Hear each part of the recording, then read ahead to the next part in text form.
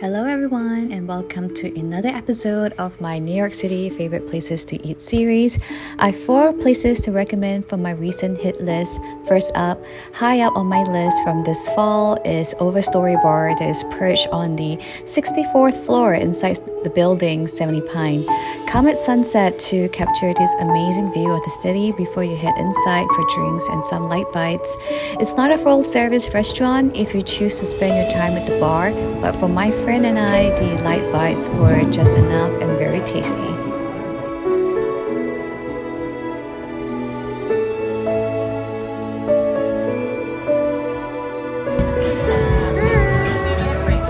We got these truffle sandwiches, which honestly blew my mind. Some fried chicken bites with this amazing dip, and tater tots that can never go wrong. Drinks were also 10 out of 10 here.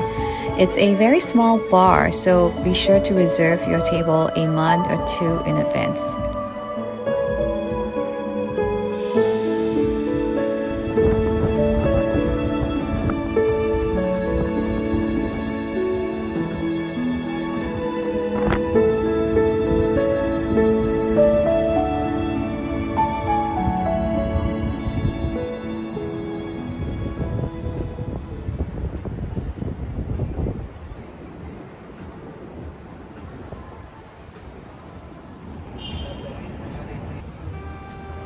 For our second place, I'm recommending a European-style restaurant and wine bar in the East Village, Claud.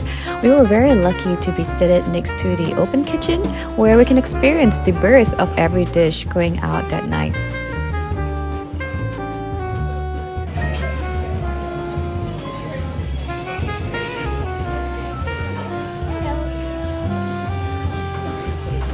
First up for the night was this chicken liver agnolotti, and guys, I don't even eat chicken liver. I'm someone who can't stand any organs because of the strong smell, but this dish, it really opened up my taste buds to new possibilities. The pairing of the sauce that's a little on the sweeter side, a little jammy, was helping to bring out that almost nuttiness and creaminess of the liver mousse while masking that strong smell of liver, basically. Next dish was this kampachi with kumquat and yuzu, and oh my gosh, all I can say is the fish is so tender and it is so freaking delicious. And then next up was the tomato mille frire, pardon my French, with cheese. I must admit that the idea of this 1,000 layers of flaky pastry with tomato and cheese did not seem natural to me in my head, but how wrong was I? The flaky, fluffy, buttery, savory pastry pairs so perfectly with the slightly tangy tomatoes and salty cheese. It was a home run.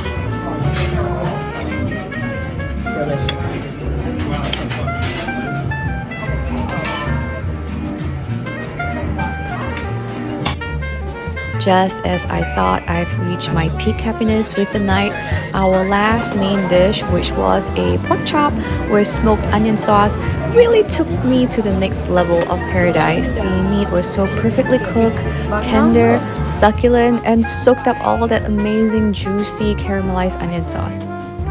In conclusion, the dishes were simply hits after hits after hits with great wine selection, and it was definitely a memorable night for me and a highlight to my fall restaurant experience this year. The mousse is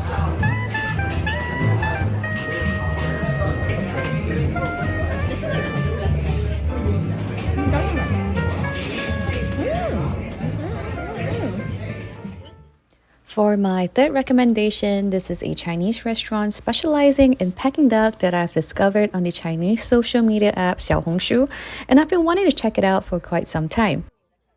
twin pans. Yes, twinning pans. Let me just say this place truly does not disappoint. Of course, the duck is impeccable, but all the other dishes too were also 10 out of 10. Soup. Oh, so good!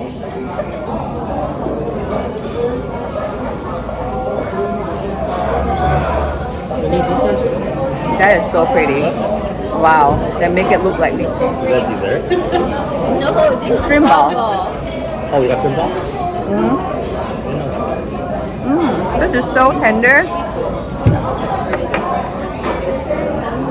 So good. The lychee shrimp ball is here. Looks just like a lychee tree.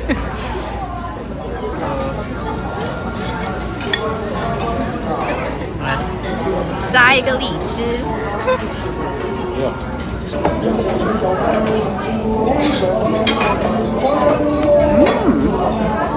Oh, so good.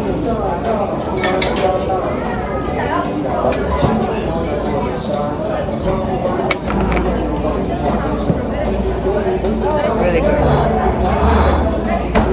Tofu is here. 鱼翅豆，当时在美乃街站的时候。Tofu is here.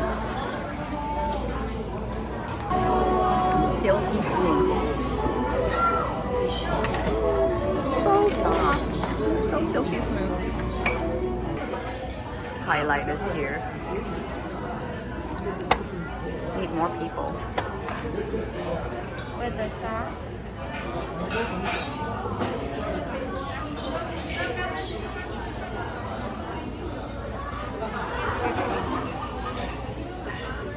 Wow, big one.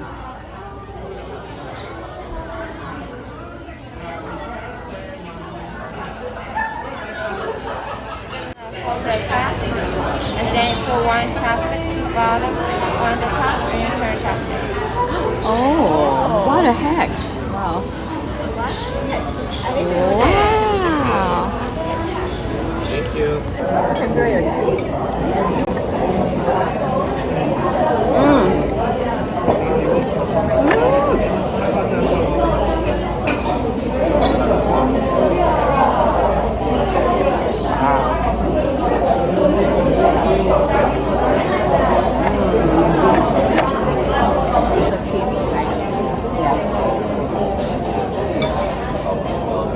Alright, that's good, I guess.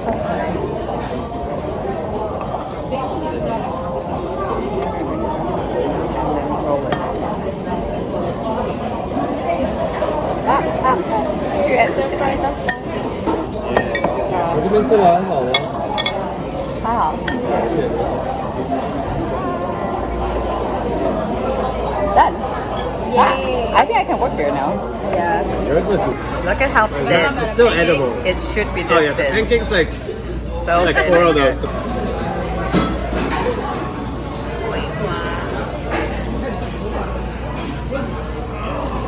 Wow. That is so cool.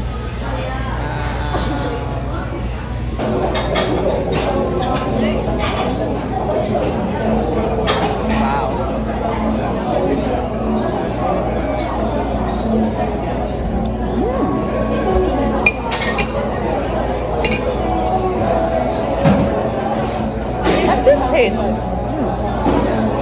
Mandarin orange. Osmanthus. Is it osmanthus?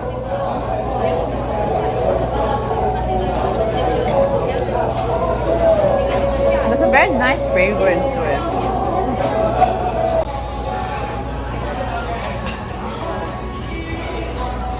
Oh, it looks like that. Yeah. It's truly yogurt. Oh, with the osmanthus gem. How is it? I can't really taste the osmanthus. It's more like sugar. Very yogurt? Yogurty? Yeah, very yogurty. And the syrup, I can't really taste the osmanthus. It's just try it. You can't taste the. Okay, I'm gonna try it. Oh, it's like a curd. Wow. Yeah. Wow. And I would say that this is now one of my top Chinese restaurants in New York City, alongside with other places like Hutong and also Hulu. My last place of recommendation for this episode is Hojokban, which is a newly opened restaurant in NYC that came from Korea, serving modern Korean cuisine with a slight Western twist. And oh boy, the line for this restaurant is pretty mad. I was in the line for a good 20 minutes before they opened, as we did not have a reservation and we were lucky enough to make it in without having to be on the wait list for hours that night. I started off with a cocktail which did not go so well, but let's just say drinks are not their best strength, and you can probably figure out that the dishes probably did way more than enough to compensate the miss on cocktails and still made it into my personal hit list of restaurants in NYC. The first two dishes to be served were the spicy tteokbokki with octopus and also instant ramen fried rice. And now I know it feels a little silly getting a dish from a instant cup shin ramyeon with stir-fried rice, but get it. Good.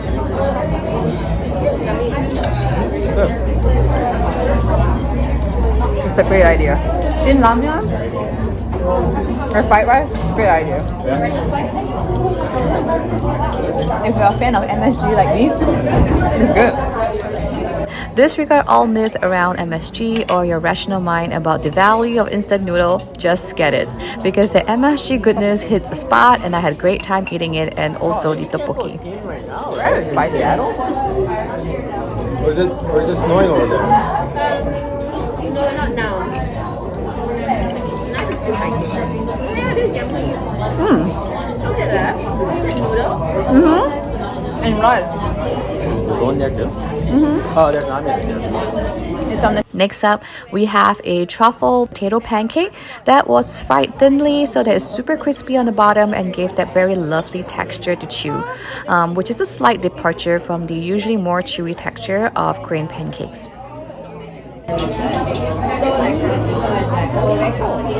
Very real, maybe.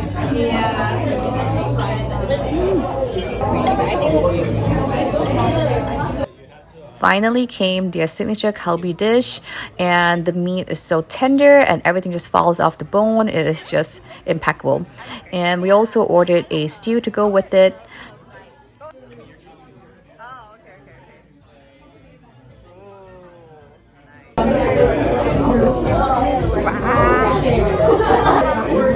He loved bones too, but like he loved watermelon. So we would just you know what we would do? We would another watermelon, and then he would start eating that one, and then we'll take the one that he was working on, take that away, and then we'll take away this one. He'll start eating the new one, and then we'll take the old one. And you like the flesh, right? Like the red one. Let's eat it, right? So tender. Tender perfection. To finish off the meal, we also ordered a frozen makgeolli, which was served like a sorbet with rice puff toppings on it. We had such a lovely time eating that night that we had to correct the wrong with our drinks of the night, which brought us to Osamil upstairs, which is actually also another favorite speakeasy bar of mine to enjoy good cocktails. And that is all my recommendations on my favorite places to eat this fall. I hope you all enjoyed this episode, and I hope to see you on my other episodes. Bye!